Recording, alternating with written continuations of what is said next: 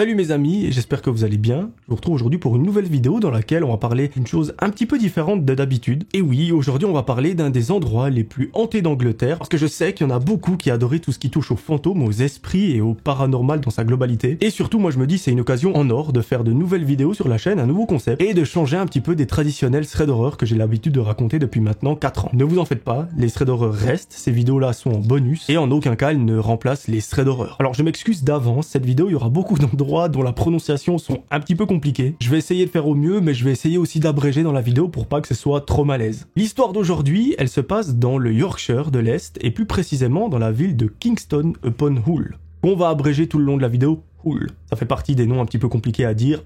Voilà. Je vais notamment vous parler de l'histoire du 39 de Grey Street, qu'on appelle aussi l'auberge hantée. Alors, l'auberge ou la maison, elle est au beau milieu d'un quartier résidentiel qui, franchement, n'est pas des plus rassurants. Toutes les maisons se ressemblent, elles sont en briques rouges, vous savez, un petit peu ces maisons typiques d'Angleterre. Mais il y en a une qui sort un petit peu du lot. C'est une maison blanche et bleue qui est vraiment en piteux état, vraiment, elle est dégueulasse. Elle a l'air abandonnée, il y a des déchets devant, des planches en bois, des matelas, des tags sur les façades, enfin bref, tout laisse penser qu'elle est abandonnée. Et pour être très honnête, on a même parfois du mal à croire qu'elle appartient à quelqu'un ou même qu'elle a appartenu à quelqu'un. Et malgré tout ça, quelqu'un en est bien propriétaire. Et ce propriétaire, c'est Andy Yates. Mais avant de parler d'Andy, on va parler de l'histoire du 39 de Grey Street. Alors, l'archive la plus ancienne qu'on retrouve à propos de la maison, c'est qu'elle aurait été achetée par un homme qui était facteur d'orgue. Alors, vous le savez peut-être, c'est un artisan qui est spécialisé dans la fabrication et l'entretien des orgues. Donc, cette maison, elle a été vendue une première fois aux alentours de 1888, mais elle aurait été construite apparemment bien avant ça. Bref, on n'a pas vraiment la date exacte et il n'y a pas plus d'informations sur ce premier propriétaire, sauf le fait qu'il l'a mise en vente en 1995 et que quelqu'un l'a rachetée la même année. Donc autant vous dire qu'à l'époque, cette maison, elle était bien prisée. Le deuxième propriétaire était un certain James Hardaker qui a vécu plus ou moins 16 ans dedans, de 1895 à 1911, année durant laquelle il la met en vente. De 1911 à 1936, il y a eu énormément de propriétaires, mais on remarque dans les archives qu'aucun d'eux n'est resté très longtemps, du style 1, 2, 3, voire 4 ans max. Et ce qui est important à rappeler, c'est que dans les archives, on ne retrouve aucun meurtre ou aucun suicide dans cette maison. En 1936, l'auberge est à nouveau mise en vente, et à ce moment-là, ça devient une sorte d'auberge pour enfants. Tout ça, c'est pour le côté archive. Mais revenons-en au propriétaire actuel. Andy Yates, lui, il a vécu 8 ans dans cette maison, donc c'est plutôt une prouesse. Et ça fait maintenant à peu près 15 ans qu'il la possède toujours, mais il refuse d'y vivre. En fait, comme il le dit, la maison, elle a l'air abandonnée parce que d'une, il refuse d'y rester, et que de deux, ça semble pas être le seul à ne vouloir pas y rester, et surtout, personne ne veut de cette maison. D'après Andy, il y a une bonne explication du pourquoi il refuse d'y rester, parce qu'avant d'acheter l'auberge, il ne croyait pas du tout aux esprits et au paranormal. C'était pas du tout son truc, et surtout, il trouvait même ça un peu fou de croire aux fantômes, parce qu'on trouve toujours une explication rationnelle, selon lui. Mais quand il a emménagé au 39 de Grey Street, donc dans cette maison, là, il a un petit peu changé d'avis, on va dire. En effet, comme il le raconte, les activités paranormales ont commencé dès sa première nuit dans la maison. Il explique notamment qu'il s'est réveillé et il s'est redressé dans son lit parce qu'il était persuadé d'avoir entendu un cambrioleur, ou du moins il avait la sensation que quelqu'un était dans la maison. Mais quand il a un petit peu repris ses esprits, il a vu une forme blanche qui ressemblait étrangement à la silhouette d'une petite fille âgée de pas plus que 7 ou 8 ans et qui se trouvait juste devant la cheminée. Et Andy, il nous explique que, selon lui, la petite fille, elle avait l'air de demander de l'aide. Donc, situation assez chelou. Et ensuite, il nous raconte aussi un truc qui est assez perturbant, c'est qu'un fameux jour, il venait de faire la vaisselle, donc il avait absolument tout mis à sécher, et le lendemain, un grand couteau de cuisine tenait en équilibre sur les assiettes. Donc, quelque chose touchait aux objets, ça c'est sûr. Imaginez-vous une seule seconde à sa place. Je crois qu'il a tout à fait raison de ne plus vouloir rester dans sa propre maison, parce que personnellement, moi-même, je ne voudrais pas y rester. Surtout quand ça commence à toucher les couteaux de cuisine, on peut éviter de s'en prendre un dans le dos quand on marche, c'est peut-être un petit peu mieux. Et en fait, Andy, il nous explique qu'il n'avait pas l'impression d'être en danger là-bas, qu'il s'agissait juste d'une maison bizarre dans laquelle les objets bougent tout seuls et qu'il se passe des choses bizarres. Donc même s'il se sent pas en danger, il n'a pas envie de vivre entouré de phénomènes paranormaux, et ce que je comprends tout à fait. Il confirme également le fait que cette maison a été, autrefois, un foyer pour enfants, mais dans la ville, on raconte aussi qu'avant 1936, la maison a servi de salon funéraire. Aujourd'hui, la maison est devenue un lieu touristique pour les passionnés de fantômes. Si vous l'êtes, n'hésitez pas à aller faire un petit tour. Évidemment, cette vidéo n'est pas sponsorisée par le propriétaire de la maison. Andy, il organise même des fois des chasses aux fantômes.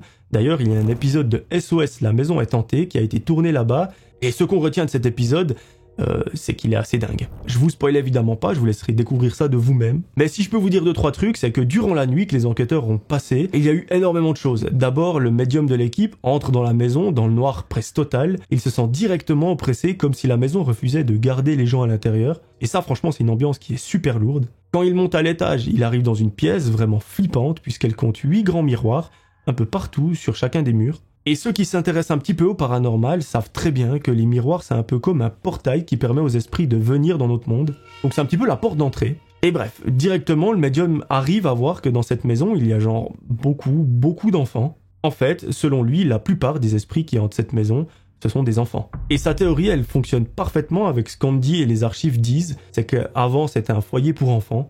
Et le médium capte aussi que quelque chose est intéressant, c'est que les petits sont surtout tourmentés par un ou plusieurs esprits adultes. Alors il essaye de ne pas se laisser perturber, il sort de la pièce et va directement dans l'autre qui semble être une chambre dans laquelle il y a un lit pour bébé, mais surtout, ce que le médium remarque, c'est qu'il y a des poupées de porcelaine absolument partout. Dans le lit, sur les étagères, sur les murs, vraiment partout.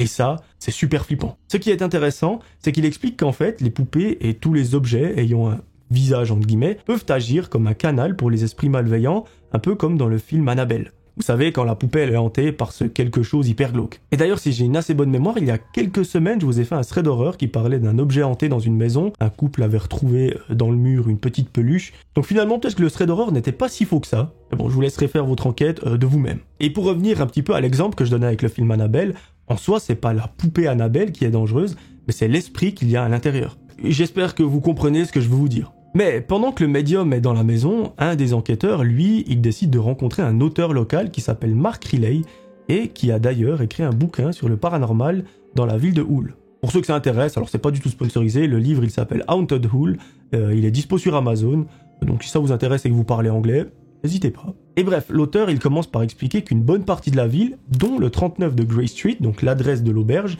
a été construite sur des marais et que l'eau, comme les poupées ou les objets à visage, est un facteur très important pour les énergies négatives parce qu'elle agit, elle aussi, comme un canal pour les esprits. En gros, apparemment, l'eau attire les esprits.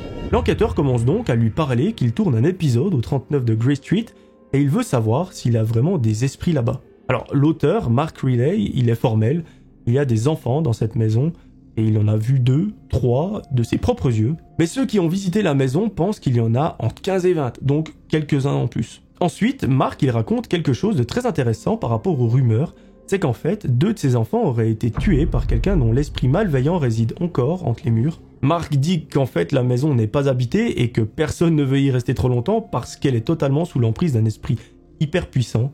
Il dit d'ailleurs aux enquêteurs de vraiment faire gaffe, et qu'il vaut mieux ne pas contrarier l'esprit frappeur de cette maison, parce qu'il est capable, selon lui, de faire léviter des gens pour les plaquer contre les murs, ou même les faire tomber, et qu'apparemment, ça a déjà été le cas. Mark, il précise aussi que l'auberge n'est pas sous l'emprise d'un démon, mais plutôt d'une entité humaine. Bref, une fois tous rassemblés dans la maison, les enquêteurs ont eu le même sentiment que le médium de l'équipe, ils se sentaient oppressés et vraiment mal, comme si l'ambiance était hyper tendue, et que le mieux à faire serait de dégager, tout simplement. Mais une des enquêtrices, elle a voulu rester seule quelque temps dans la maison pour essayer de capter un truc ou deux.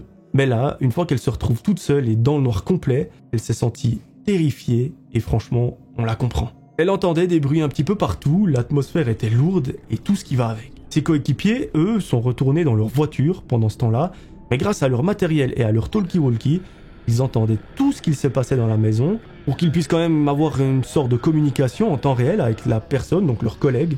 Et en fait, eux, ce qu'ils entendaient, c'était pas une ambiance chelou, c'était des tout petits pas, comme des pas d'enfants qui courent dans un couloir. Mais l'enquêtrice, qui, je le rappelle, est seule dans la maison à ce moment-là, elle entendait des pas d'adultes, et ce qui est trop bizarre, au même instant, elle explique qu'elle a eu froid, et en fait, elle n'arrivait plus à bouger, parce que clairement, la peur l'a paralysée. Elle n'arrivait vraiment plus à rester toute seule dans cet endroit, et elle a demandé aux garçons, donc à ses collègues, de venir immédiatement dans la maison, parce que c'était juste trop pour elle. Et dès que le médium et l'autre enquêteur sont arrivés, elle s'est mise à pleurer en expliquant qu'elle a tout ressenti, la douleur que les enfants ont eue, et vraiment toutes les atrocités qu'ils ont pu vivre, et ça pour elle c'était juste la goutte de trop. Pendant ce temps d'ailleurs, le médium, lui, il a eu l'impression qu'un enfant lui touchait la main, puis 2 enfants, puis 3 enfants, Et lui-même avoue avoir ressenti ce sentiment d'être triste et ému, comme si lui aussi ressentait tout ce que les enfants ont vécu dans cette maison jusqu'à aujourd'hui. Donc lui, il a la confirmation, dans cette maison, il y a eu des enfants, et il a encore la confirmation, c'est qu'ils ont vécu des choses atroces.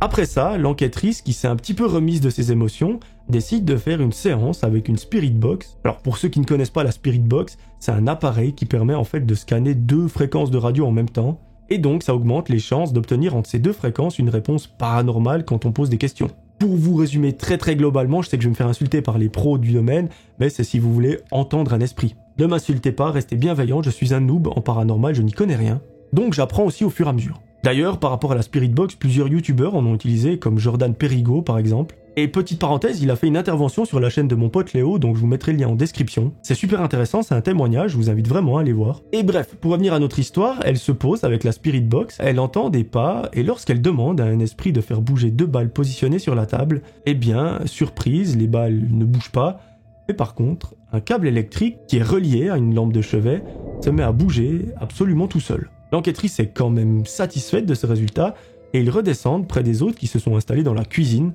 Mais une fois dans la cuisine, là où il y a la cheminée, le caméraman a l'impression que quelqu'un lui tire le t-shirt. Après, vu qu'ils ont réussi à capter une activité paranormale, ils décident tous d'utiliser une caméra SLS. Vous savez, ce sont les caméras qui réussissent à détecter les formes en forme d'humains, qu'on appelle les formes humanoïdes, comme on peut le faire par exemple avec la Xbox Kinect pour ceux qui savent. Directement, la caméra capte quelque chose dans le coin de la cuisine, une forme humanoïde, donc un humain qui a l'air toute petite et rappelle donc un enfant. La forme semble tendre le bras vers la cheminée, à l'endroit où le caméraman a eu l'impression qu'on lui tirait le t-shirt juste quelques secondes avant. Et peu après, genre quelques secondes plus tard, l'ambiance de la pièce change complètement et les enquêteurs ont l'impression qu'il fait beaucoup plus froid. Sur la caméra SLS, ils captent maintenant quelque chose près du placard, comme si l'esprit voulait dire quelque chose, mais c'est seulement après que les enquêteurs se rendent compte qu'en fait, l'esprit, qui semblait d'ailleurs un peu affolé, leur a montré une poupée au-dessus du placard. Elle est cachée derrière une sorte de vitre, et très vite, l'un des enquêteurs la prend, mais il se rend compte qu'en fait, il est peut-être préférable de la laisser là où elle est. Donc là, franchement, l'ambiance, elle commence à devenir un petit peu chelou dans la maison. Et je le rappelle juste, mais on l'a vu au début de vidéo, que les poupées et tous les objets sont un canal pour les esprits malveillants, donc ouais, je pense aussi que c'est un petit peu mieux de la laisser là où elle est et de ne pas forcément la toucher plus que ça. Un peu après, ils essayent d'entrer une dernière fois en contact avec les esprits des enfants, mais le médium semble tout à coup super ému et il dit que c'est beaucoup trop difficile pour lui. On sent que vraiment le mec est en train d'éprouver une grande tristesse, il est super ému. Et cette tristesse, elle est probablement causée par la souffrance des enfants qui ont vécu dans cette maison jusqu'à aujourd'hui. Au début de la nuit, les enquêteurs avaient décidé de prendre des photos avec un appareil à large spectre. C'est en gros un appareil qui permet de capturer des esprits. Mais ce n'est qu'au petit matin qu'ils décident de regarder les photos. Et il y en a une d'entre elles qui fait vraiment froid dans le dos. En fait, la photo a été prise dans la pièce, vous savez, où il y a tous les miroirs, et on a vraiment l'impression qu'il y a 2 bras qui essayent de franchir le miroir, et ça, mes amis, c'est ultra flippant. Franchement, les enquêteurs de SOS La Maison est tentée ont vraiment eu du courage de rester là-bas toute une nuit, mais il faut savoir que ce sont vraiment pas les seuls à avoir ressenti quelque chose au 39 de Grey Street, donc l'adresse où il y a la maison. En fait, vu que le propriétaire de la maison, Andy, vous donne l'occasion d'y passer une nuit, si par exemple vous êtes sceptique, pour une bonne dose d'adrénaline, j'imagine que c'est ce qu'il y a de mieux à faire. Et vous imaginez bien que sur la planète, il y a beaucoup de gens qui se sont prêtés au jeu. Certains d'entre eux ont simplement entendu comme des pas durant la nuit, mais d'autres ont vécu des trucs assez trash. Par exemple, il y a une femme qui s'est fait tirer de force de son lit par des mains invisibles, et ça l'a tellement effrayée qu'elle a appelé la police. Et même si ça peut paraître un petit peu drôle, la police, elle est arrivée quelques minutes plus tard. La femme leur a tout raconté, et au moment où elle insiste sur le fait qu'elle est seule à ce moment-là dans la maison, les policiers ont entendu un bruit super sourd, comme une détonation, ou un énorme objet qui tombe, et là, les policiers, ils sont partis en courant. Ils ont laissé la femme toute seule, donc, est-ce qu'on peut dire que c'est des lâches ? Un petit peu. Mais après, c'est pas la seule personne à avoir vécu des choses hyper cheloues dans cette maison. Il y a d'autres personnes qui ont par exemple entendu des pleurs d'enfants qui venaient d'un placard sous l'escalier, dans la cuisine, et il y a même un gars qui a vu un très jeune enfant dans la cheminée. Ce qui est bizarre, voire même inhabituel, c'est qu'en fait, la plupart des événements se passent dans la cuisine, alors qu'on le sait, dans les films d'horreur, en général, ça se passe dans la cave, dans le grenier, ou dans les endroits un petit peu glauques. Après, bien évidemment, ça reste des films, c'est des adaptations, donc c'est vraiment pas la réalité. Il y a d'autres enquêteurs qui sont venus dans cette maison pour la nuit, c'est l'équipe paranormale de Fantasmic Paranormal, et eux, ils ont aussi vécu pas mal de trucs. Ils disent que les portes s'ouvraient toutes seules et apparemment un d'entre eux a reçu un objet sur lui au moment où il a dit qu'il serait capable de vivre seul dans cette maison comme si de rien n'était. En gros, l'esprit lui a balancé quelque chose dessus en mode « T'inquiète, c'est chez moi, ne viens pas ». Après, il y a aussi certains médiums qui se sentaient vachement perturbés par la présence très intense d'une femme qui apparemment aurait été projetée dans les escaliers. Mais le plus choquant dans tout ça, c'est un autre groupe d'enquêteurs paranormaux qui, dès leur arrivée, ont tout de suite senti que c'était hyper tendu. Les objets bougeaient tout seuls et 3 personnes parmi les enquêteurs ont commencé à avoir des vomissements inexpliqués et perso, je trouve ça super glauque, parce que là ça vous touche carrément vous, ça touche carrément le physique. Ces enquêteurs-là, ils ont réussi à comprendre qu'il y avait l'esprit malveillant d'un homme à l'étage et d'une femme, ainsi que 3 enfants en bas. Grâce aux séances de Ouija, il est préférable de ne pas faire à la maison, parce que c'est méga dangereux, je ne connais pas, mais pour le peu que j'en ai vu, ne le faites pas. Grâce à ça, ils ont identifié plusieurs esprits. Un garçon de 10 ans qui s'appelait Walter et qui dit être mort par pendaison en 1840, donc bien avant les archives trouvées. Mais après, concernant les détails de sa mort, autres sur comment est-ce qu'il est mort, ça, on n'en a aucune idée et ça reste un des mystères. Il y avait également 2 autres enfants, Richard et Alexander. Ceux-là auraient été enterrés dans la cour de la maison, ce qui rajoute un truc super glauque à toute cette histoire. Andy Yates, lui, le propriétaire, il raconte que certaines personnes sont venues chez lui et ont été griffées ou étranglées, un peu comme on voit dans les films. Par exemple, il y a une fille une fois qui voulait faire une chasse aux fantômes, elle avait booké une nuit dans la maison, elle avait un foulard autour du cou, et Andy jure l'avoir vue se resserrer, comme si l'esprit voulait étrangler la jeune fille. Le propriétaire avait même une fois fait appel à une médium clairvoyante qui s'appelle Jolene Lockwood, et les membres de l'équipe de Jolene ont senti qu'on leur tirait les cheveux, et il y en a même certains qui ont eu des crises d'émotion, comme si toutes les émotions sortaient du corps en même temps, donc un petit peu comme l'enquêtrice au début qui s'est fait submerger par l'émotion. Le 39 de Grey Street, de par ses histoires, est devenu une véritable attraction touristique pour les fans de paranormal, et le fait qu'elle est carrément devenue une auberge, c'est un sacré plus vu que vous pouvez vous-même aller dormir là-bas, passer votre meilleure nuit, et ça en prenant un simple rendez-vous sur Facebook.